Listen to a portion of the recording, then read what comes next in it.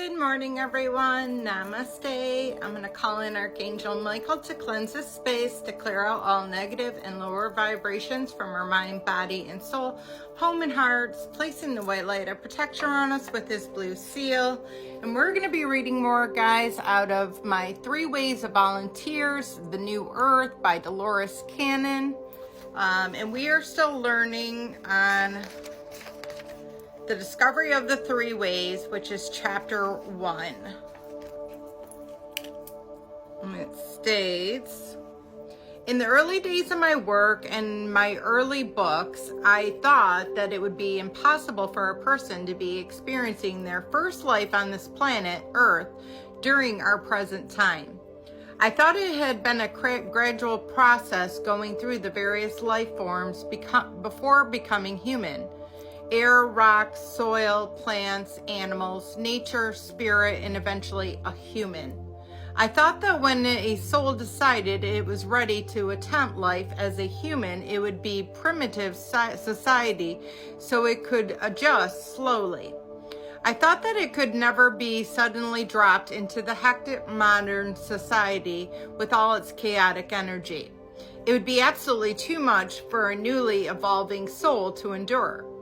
But then in 1986, I wrote a book, Keepers from the Garden, about a gentle soul that was experiencing his first life on Earth.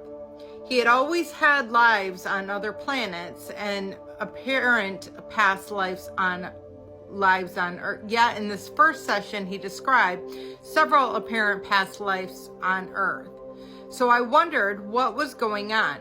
Either reincarnation was true or it wasn't. But when I was given my first explanation of the imprint theory, people who had lived on Earth through countless lifetimes have the memories of these experiences in their subconscious memory banks. Unknown to the conscious mind in the individuals, these buried memories are essential to helping them steer their way through morass of living as a human. Without some type of background, they would not be able to function. The newborn baby appears to come in fresh with a nothing to relate to until taught by its parents and society. But this is far from true. The so-called baby is actually a very old soul that has had hundreds of journeys into this complicated scenario we call life.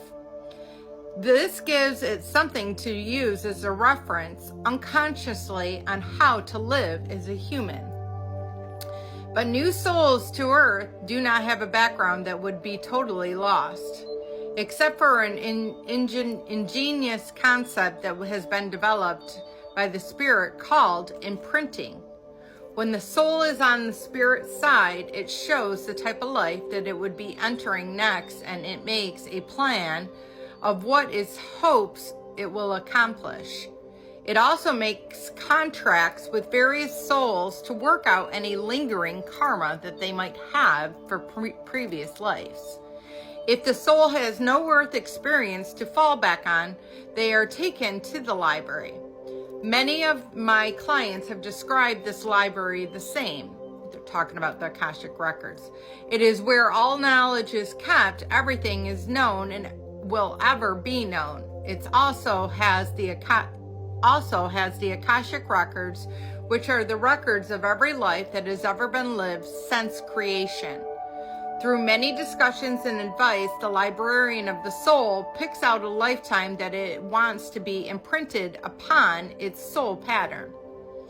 So I'm going to leave that there because this paragraph is quite long and it's just continuing.